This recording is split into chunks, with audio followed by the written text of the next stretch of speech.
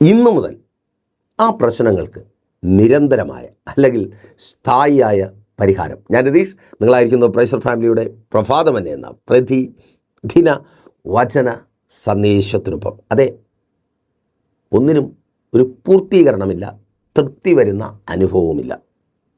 ഒരുപാട് കഷ്ടപ്പെടുന്നുണ്ട്, ഒരുപാട് ഓടുന്നുണ്ട്, പക്ഷേ അറയും കുറയുമായിട്ട് അത് തന്നെ എന്തൊക്കെയോ നടക്കുന്നുണ്ട്. ജോലിയുണ്ട്, അതുകൊണ്ട് എന്തെല്ലാം സ്വപ്നങ്ങൾ കണ്ടതാ അല്ലേ?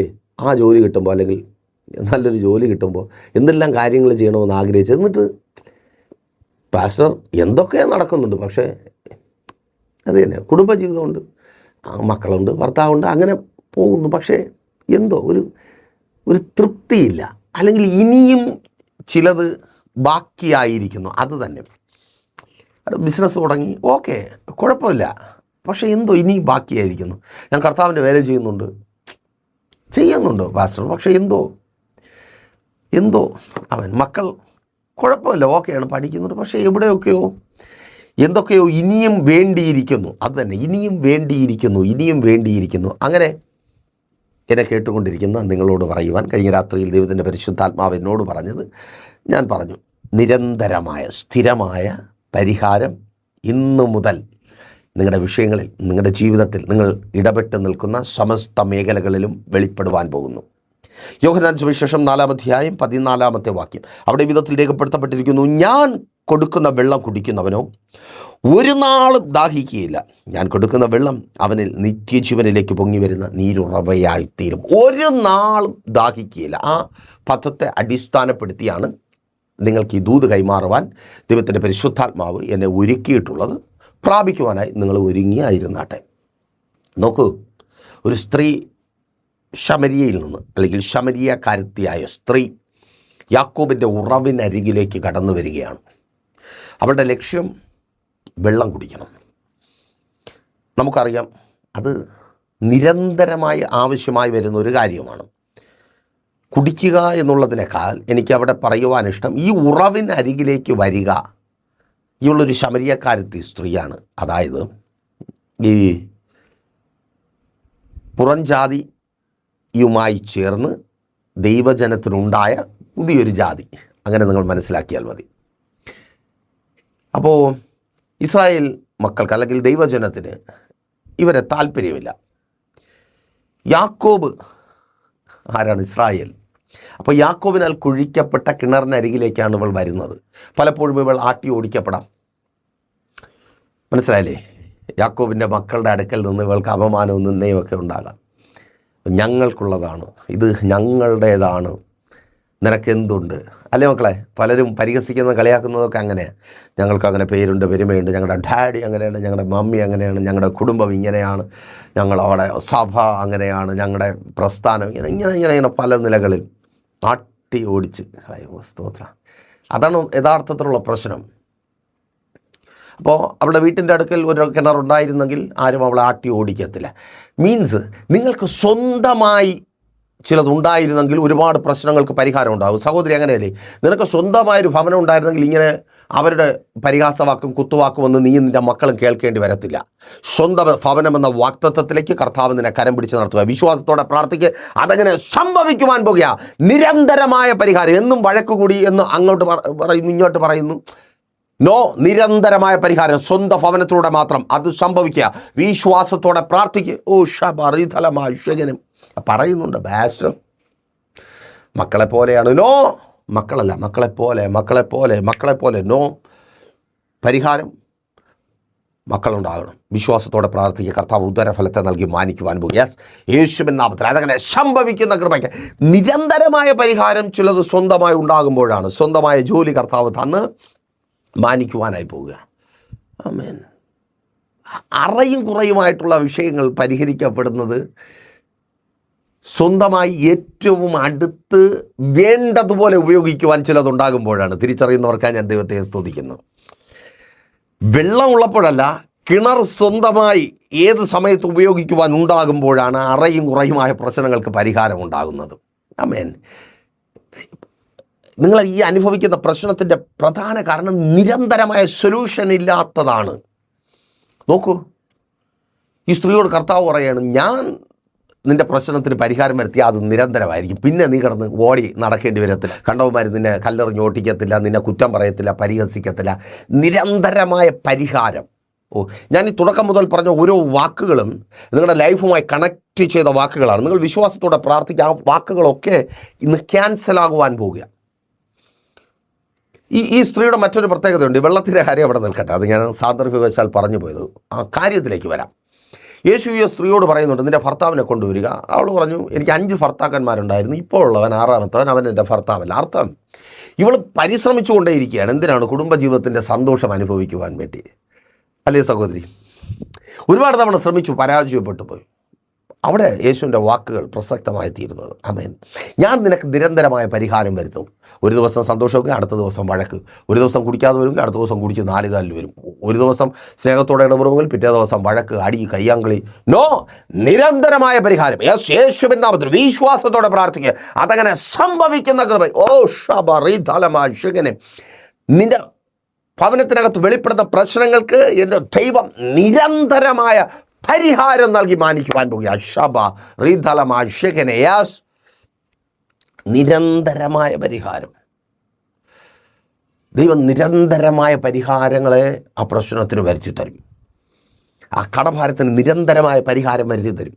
ഒരിടത്ത് നിന്ന് ലോൺ എടുത്ത് മറ്റുള്ളവരെടുത്ത് കൊടുത്ത് നോ, നിരന്തരമായ പരിഹാരം. മക്കളുടെ ജീവിതത്തിൽ നിരന്തരമായ പരിഹാരം എൻ്റെ കർത്താവ് വരുത്തി തരും. ശകനം അവൾ അന്ന് വരെ കണ്ടെത്താത്തത് യേശുവിൻ്റെ മുമ്പിൽ കണ്ടെത്തുവാൻ പോകുന്നു.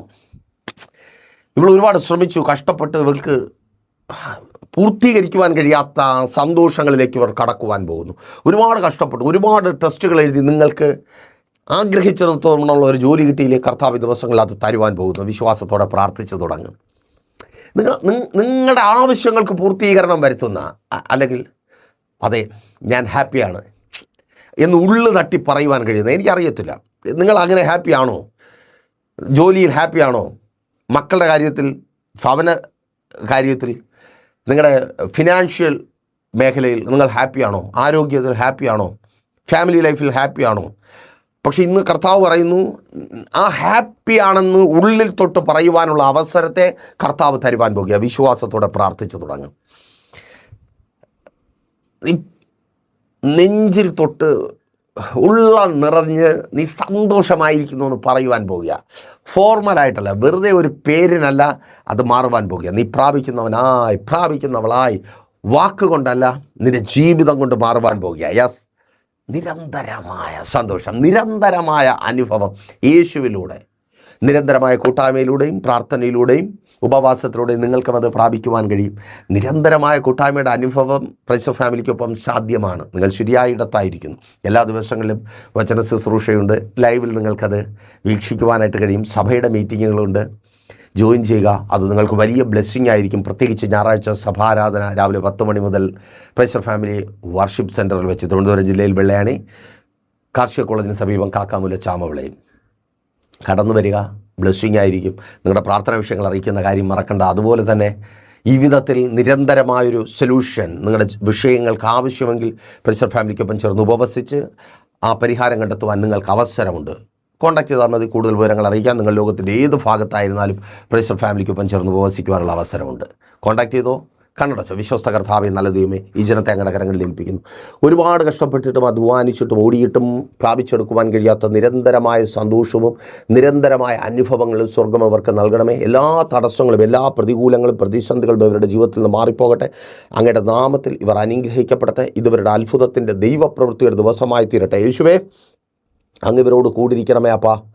ജോലിസ്ഥലങ്ങളിൽ ഭാരപ്പെടുന്നവർ, പ്രാപിക്കേണ്ടത് പ്രാപിക്കുവാൻ കഴിയാതെ നിരാശയിലും കണ്ണുനീരിലുമായിരിക്കുന്നവർ, അവർ പ്രാപിക്കേണ്ടത് പ്രാപിക്കട്ടെ. തൊഴിൽ സംബന്ധമായി ഇവർക്ക് വിരോധമായി എഴുന്നേൽക്കുന്ന ശത്രുവിൻ്റെ സകല പദ്ധതികളെയും സ്വർഗ്ഗമങ്ങ് തകർക്കണമേ. ചില വ്യക്തികളുടെ ഇടപെടലുകൾ മുഖാന്തരം, ഇൻചാർജായിരിക്കുന്നവരുടെ ഇടപെടലുകൾ മുഖാന്തരം, സീനിയേഴ്സിൻ്റെ ഇടപെടലുകൾ മുഖാന്തരം പ്രശ്നത്തിലായിരിക്കുന്നവർ സ്വർഗ്ഗമങ്ങ് ഇടപെടണമേ. ചില കൂട്ടുകെട്ടുകളുടെ മധ്യത്തിൽ ഒറ്റപ്പെട്ടു പോകുന്നവരെ സ്വർഗ്ഗമങ്ങ് മാനിക്കണമേ. തൊഴിലിടത്തിൽ വർധനവും വിശാലതയും ഉണ്ടാകട്ടെ. ഇവർക്ക് ലഭിക്കേണ്ട ആനുകൂല്യങ്ങളും നന്മകളും ലഭിക്കട്ടെ. വിദേശ രാജ്യങ്ങളിൽ സ്ട്രഗിൾ ചെയ്യുന്നവർ സ്വർഗ്ഗമങ്ങ് വിടുവിക്കണമേ. പ്രതിസന്ധികൾ മാറിപ്പോകട്ടെ. ഭയപ്പാടുകൾ മാറിപ്പോകട്ടെ. ദൈവപ്രവൃത്തി വെളിപ്പെടട്ടെ. വിസകൾക്കായി വെയിറ്റ് ചെയ്യുന്നവർ വിസകൾ വരട്ടെ.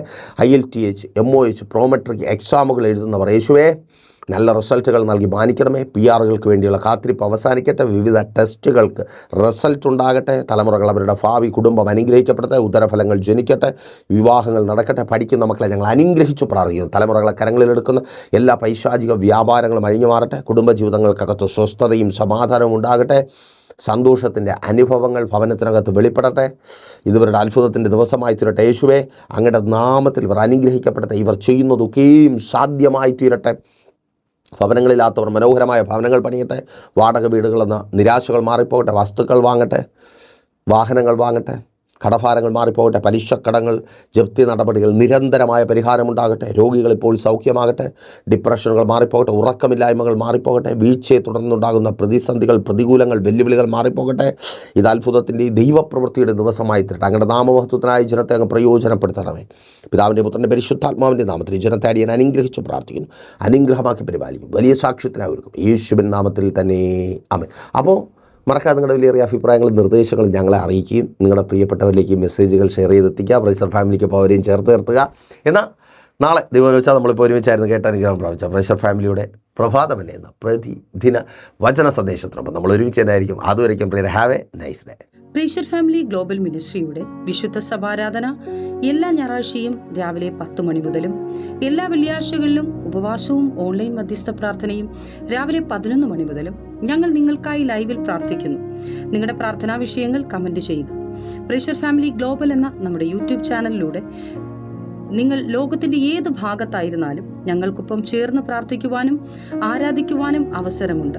നേരിട്ട് ആരാധനയിൽ പങ്കെടുക്കുവാനും വിടുതൽ പ്രാപിക്കുവാനും ആഗ്രഹിക്കുന്നവർ ഞായറാഴ്ച രാവിലെ കാർഷിക കോളേജിനടുത്ത് കാക്കാമുല ചാമ്പവിളയിലെ പ്രേഷർ ഫാമിലി വർഷിപ്പ് സെന്ററിലേക്കും നിങ്ങളുടേതായ ഒരു വിഷയത്തിനു വേണ്ടി പ്രാർത്ഥിക്കുവാനും കൗൺസിലിംഗിനുമായി സ്ക്രീനിൽ കാണുന്ന നമ്പറിൽ കോൺടാക്ട് ചെയ്യുക. നിങ്ങൾക്കും ഈ പ്രോഗ്രാം സ്പോൺസർ ചെയ്യുവാനും കർത്താവായ യേശുക്രിസ്തുവിന്റെ സുവിശേഷം അനേകരിലേക്ക് എത്തിക്കുവാനും അവസരമുണ്ട്. പ്രാർത്ഥനയോടെ വിളിക്കുക. ആമേൻ.